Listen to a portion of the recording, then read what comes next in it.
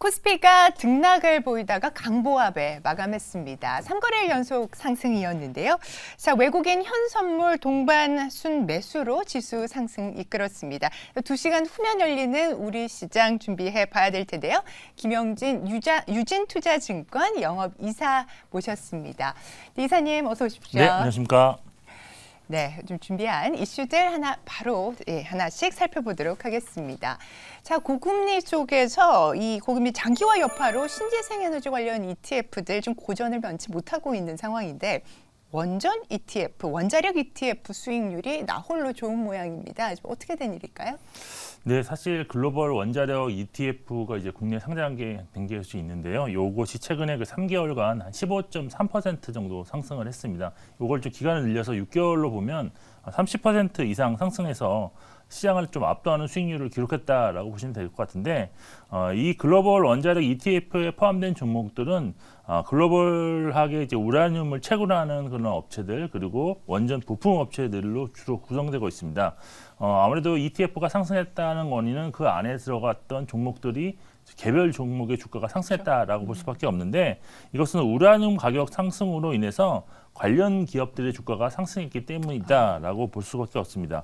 우라늄 가격이 사실 연초에는 한 $50 아래로, 파운드당 $50 아래로 형성되면서 그렇게 크게 움직임이 없었는데, 이것이 2월부터 상승하기 시작하면서 현재는 지금 $74대 중반까지 지금 상승해서 연초 대비 수익률로는 거의 51% 정도 상승한 바 있습니다. 네.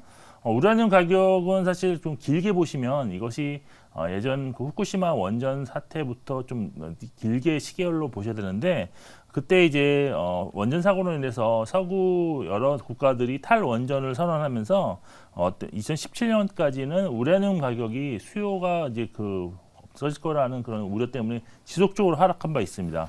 그런데 지금에 와서는 유럽 쪽에서 탄소 중립을 위해서는 원전을 좀 친환경적이고 지속가능한 에너지원으로 일단 분류한 바 있고요. 여기에 또 우크라이나 전쟁으로 에너지 대란을 좀 겪으면서 자국에서 생산 가능한 원전을 좀 에너지원으로 지금 하는 그런 수요가 늘어남으로 인해서 상당히 우라늄 가격은 지속적으로 우상향 추세를 그리고 있다라고 보고 있습니다. 근데 이렇게 수요가 그렇게 증가했는데도 불구하고 공급은 많이 지금 부족한 상황인데, 주요 생산국인 카자흐스탄, 캐나다, 호주 등이 지금 2016년부터 2021년까지 채굴량을 급격하게 줄이면서 공급이 크게 감소했습니다. 근데 우라늄 강성 같은 경우는 개발에 한 10년 이상 되는 장기적인 프로젝트 개발 사업이고, 또 향후에 우라늄 가격이 상승할 것이라는 전망들이 막 나오면서 오히려 개발 속도를 늦추면서 어떤 이 장기적인 우라늄 가격 상승을 좀 향후하려는 그런 기업들이 좀 나타나면서 적극적으로 우라늄 강산을 개발하지 않았다는 점도 어떤 가격 상승을 유발함으로 인해서 지금 ETF 글로벌 ETF 원자력 ETF가 상승하는 그런 원인을 제공했다라고도 할 수 있겠습니다. 네. 결국은 이 광산 신규 개발에 시간이 좀 많이 걸리다 보니까 공급이 빨리 늘어나지 못해서 앞으로도 그러면 가격 상승에 대한 부분을 좀 더 기대를 해봐도 될까요? 아무래도 이것이 어떤 큰 트렌드로 보면은 원전에 대한 수요가 늘어나면서 우라늄 가격이 상승한 거고, 광산 개발이 좀 지연되고 있다, 이런 점을 본다면 점진적인 상승 가능성은 충분하다고 보고 있습니다. 그런데 이미 바닥권에서 단기간에 50% 이상 상승했다는 점은 사실 기간적으로 봤을 때는 정말 크게 상승했던 과거 대비 상당히 크게 상승했던 것과 맞습니다. 그리고 또한 이제 지금 또 이제 원전도 결국은 어떤 에너지를 발전하는 전력을 발전하는 그런 수단의 하나인데, 그 외 대체제로 볼 수 있던 것이 또 이제 산소 중립을 위해서는 신재생 에너지가 원을 사용하는 전력이 또 대체제로 발생할 수가 있는 상황입니다. 그런데 사실 최근 들어서 사실 많이 아시겠지만 신재생 에너지 같은 경우는 이게 저금리 상황에서 프로젝트를 계획했던 것이 이런 고금리가 장기화됨으로 인해서 사업이 중간에 무산되는 사태가 발생하면서 엄청난 손실을 생각하는 그런 일이 발생했죠. 최근 들어서는 오스테드가 엄청난 그런 양의 금액을 상황으로서 맞습니다. 관련 기업들의 주가도 급락한 바 있습니다. 그렇는데 지금 이제 금리가 사실 이제 어느 정도 안정화되는 상황에서 내년부터는 금리 하락기가 진입하게 된다면 결국 신재생 에너지의 발전에 대한 수요가 다시 또 늘어날 수 있는 가능성은 좀 있어 보입니다. 그래서 현재 시점에서는 저는 많이 상승했던 원전 관련한 어떤 ETF보다는 네. 신재생 에너지 쪽으로 조금 눈을 돌리셔서 어떤 저점의 어떤 그런 초기 진입 국면을 좀 잘 활용하시는 것이 좋지 않겠느냐라고 저는 개인적으로 판단하고 있는데 실제로 시장에서는 주가가 바닥에서 탈피하려는 그런 종목들의 움직임도 네네. 관찰되고 있는 그런 상황입니다. 아, 그렇죠. 낙폭 네. 과대주에 대한 지금 관심들 하나씩 나오고 있으니까요. 자, 그렇다면은 지금 뭐 콥28 기후 정상회담도 11월 30일부터 시작이 되는 만큼 원전 섹터에 대한 것은 뭐 투자 관점은 어떠십니까?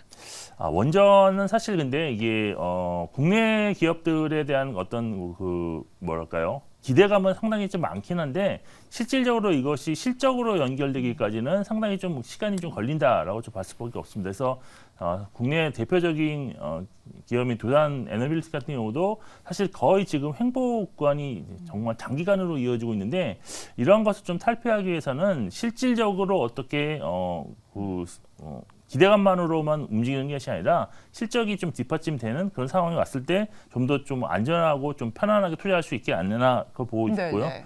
그래서 지금 현재로서 원전 관련된 것은 사실 기대는 많지만 실질적으로 투자하기에는 좀 꺼려진다는 것이 제 개인적인 의견입니다. 네네. 결국은 수급 쪽 상황을 좀 보면서 그러면 이 부분도 좀 관심을 좀 기울여 봐야 될 것 같습니다. 자, 그럼 다음 이슈 확인을 해보도록 하겠습니다. 최근 물가 지표들 둔화되면서 연착륙, 즉 미국의 상황이죠. 연착륙 전망에 대한 목소리가 좀 커지고 있는 상황입니다.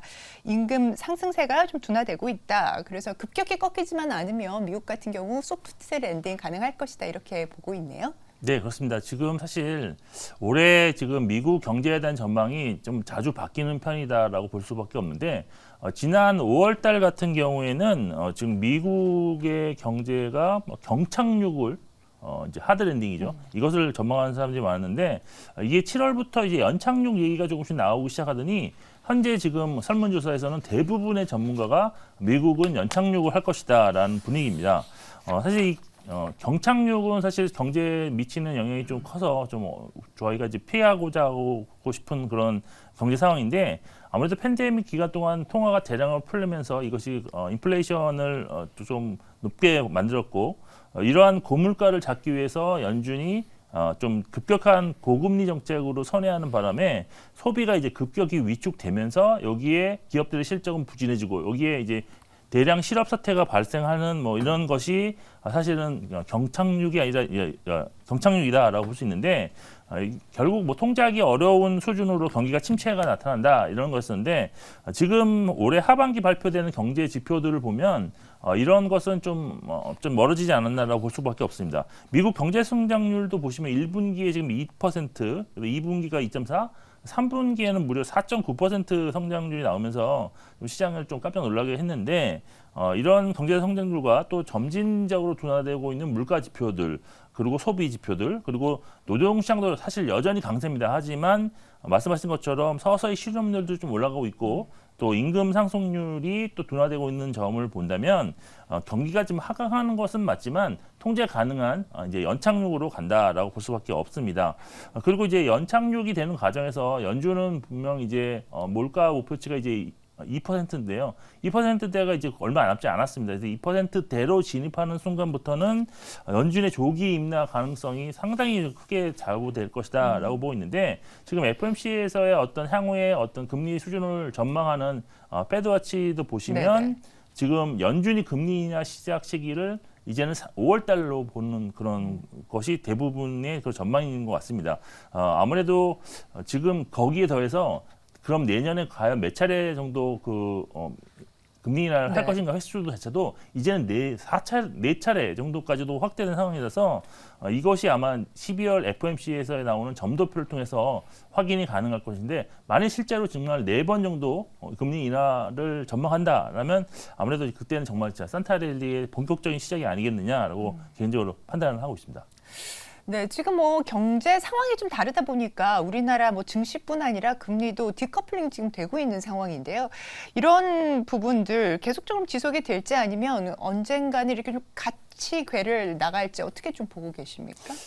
미국 경제가 결국 뭐 연착륙에 성공한다는 얘기는 소비가 줄어들지 않고면서 서서히 이제 경기가 이제 안정화된다는 것을 의미하기 때문에 국내에서 지금 이제 막 전환된 수출로 플러스가 전환된 것이 좀 더 확대될 가능성이 좀 있다라고 보시면 될 것 같습니다. 여기에 아무래도 이제 연준의 금리 인하라는 것은 결국은 어떤 선진국과 신흥국 사이의 금리 차를 줄어들면서 어떤 달러 약세에 대한 것을 기대할 수 있게 만듭니다. 근데 달러 약세는 달러 약세인데 아주 서서히 진행되는 달러 약세가 나타날 것이기 때문에 네. 그동안 우려했던 급격한 달러 약세로 좀 힘들 수 있다라는 수출주에 대한 전망도 어떤 실적 전망도 상당히 좀 완만하게 좀 축소되는 그런 경향을 받을 수 있기 때문에 급격한 그런 변화가 나타나지 않을 것으로 일단 볼 수가 있겠습니다. 그렇지만 뭐 반론도 있는 것도 맞습니다. 아무래도 고금리가 이렇게 장기화되는 것을 경험하지 못했기 때문에 이제 여기서 파생되는 어떤 기업과 가계의 어떤 우리가 예측할 수 없는 부정적인 요인이 나타날 수 있다라는 것인데요. 뭐 예상을 해본다면 뭐 가계부채가 상당히 증가하면서 소비가 위축될 수 있다. 뭐 이런 뭐 아니면 파산도 나올 수 있다. 아니면 뭐 최근 사실 문제가 되고 있는 상업용 부동산에 대한 네. 어떤 그 나쁜 PF 대출? 결과가 네. 나타날 수도 있는데 이런 것은 정말 우리가 예측하기 어려운 그런 이벤트적 성격이 있기 때문에 그것을 미리 예상해서 너무 위축되는 투자를 하실 필요는 없지 않나라고 판단을 하고 있습니다. 네, 좋습니다. 투자 전략에도 참고를 해주시면 좋을 것 같습니다. 자, 그러면 저희가 또 이어서 준비한 한국 기업 소식들, 이슈들 좀 정리를 해보겠습니다.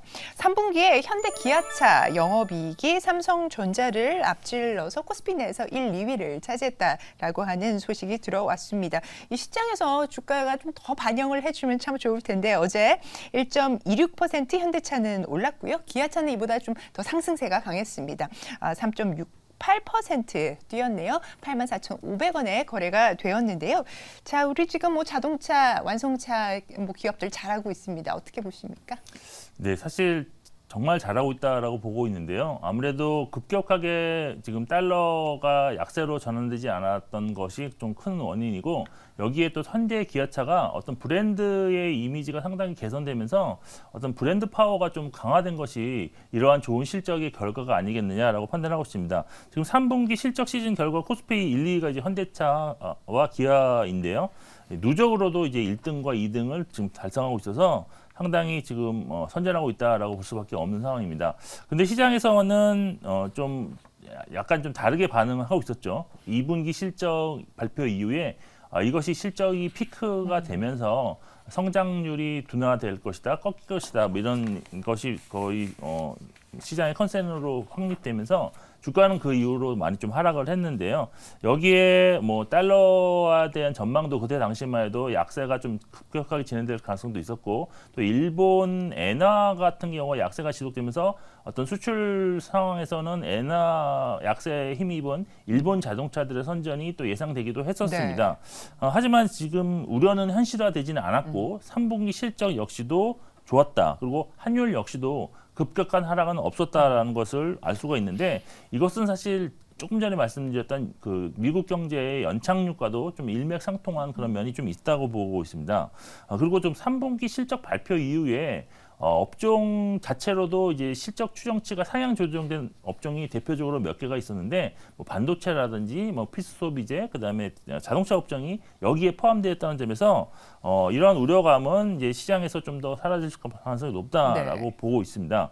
그리고 이제 사실 시장에서 가장 우려하고 있었던 것과 전기차의 어떤 판매 성장률이 사실 글로벌리하게도 지금 조금씩 둔화되는 모습이 확실히 보이고 있습니다. 근데 이것을 타피할 방법으로서는 아무래도 중간 그런 입장에 있는 하이브리드에 대한 수요는 오히려 더 증가할 수 있다는 점에 좀 착안을 해야 되는데 사실 현대 기아차 같은 경우에는 글로벌하게 일본에 이어서 이 하이브리드 기술력이 상당히 높은 그런 붐 집단에 속해 있기 때문에 어떤 하이브리드 자동차 판매 증가로 인해서 네. 어떤 점유율이 어떤 어떤 오히려 방어가 가능하지 않겠느냐라고 보고 있습니다. 또 하나 이제 주목하실 부분이 뭐냐면 지금 밸류에이션 수준상 이익이 막 증가했는데도 주가는 거의 움직이지 않았기 때문에 역사적으로 두 기업 모두 역사적 최저 밸류에이션 수준을 기록하고 있다는 점입니다. 지금 현대차가 PER로 4.1배, 기아차가 3.5배밖에 안 되는데요. 이런 역사적 최저점에 있어서 주가가 언제든지 상승해도 이상하지 않다라는 점도 강조해드리고 싶고, 이제 연말이기 때문에 어떤 배당에 대한 기대감도 높아질 수 있는 그런 시점이다라고 볼 수도 있는데요. 지금 연말에 지금 기아 같은 경우는 최소 5,000원 이상, 6,000원 이상도 배당을 할 수 있는 기대감이 높아지고 있어서 이것이 배당 수익률을 보면 한 6% 이상 기대 가능합니다. 현대차 같은 경우는 반기에 일단 한 1,500원 배당을 했는데요. 기말에 훨씬 더 큰 배당, 거의 8,000원 이상 배당이 가능하다고 좀 보고 있기 때문에 이것 역시도 4% 이상대 배당 기대감이 있습니다. 그래서 이런 점을 감안한다면 상당히 좀 편안하게 연말까지는 끌고 갈 수 있는 업종, 그 완성차 종목들이 연말까지는 조금 편안할 수 있다라고 개인적으로 판단을 하고 있습니다. 네, 미국 언론 보니까 TV에서도 광고를 많이 하는데 이 전기차 할인 폭이 굉장히 지금 반값 전기차 이런 이야기들이 많이 나오고 있습니다. 이 상황에서 현대 기아차 전기차에 대한 경쟁력은 괜찮을까요? 일단은 내년에 보시면 네. 기아에서 상당히 저가 라인업을 좀 많이 확장하는 그런 면이 있습니다. 아무래도 지금 현 시점에서 전기차의 수요가 감소하고 여기에 또 경쟁 업체가 반값 전기차 수준으로 할인해서 가격을 내리는 것에 대응하기 위한 수단으로 보고 있는데, 그렇다면 기아 같은 경우는 사실 지금 인센티브를 이제 딜러 사이에 지급하는 그런 자체도 상당히 평균보다도 좀 더 낮춰서 지급하고 있습니다. 이런 경우는 결국 자동차가 그나마 아직도 잘 팔리고 있다는 반증인데, 기아 같은 경우는 그 외에도 대형 전기차 라인업까지 좀 확대하면서 좀 어떤 제품 믹스 개선으로 점유율 방어는 충분히 가능하지 않겠냐고 판단하고 있습니다. 그렇지만 시장에서 보는 거는 아무래도 YOY 성장률을 좀 보기 때문에 급격하게 여기서 치고 나가는 주가 상승보다는 연말까지 편안하게 상대적으로 조금 마켓을 조금 더 앞서는 그 정도의 수익률을 기대하시는 것이 현실적으로 좀 바람직하지 않겠냐라고 판단하고 있습니다. 네, 마진 축소 우려보다는 이 점유율 방어를 해 갈 것이다라는 기대에 말씀을 주셨습니다. 네, 오늘 이렇게 개장 전 체크리스트를 통해서 시장의 주요 이슈들 짚어봤습니다. 김영재 영업이사님, 오늘 말씀 대단히 감사합니다.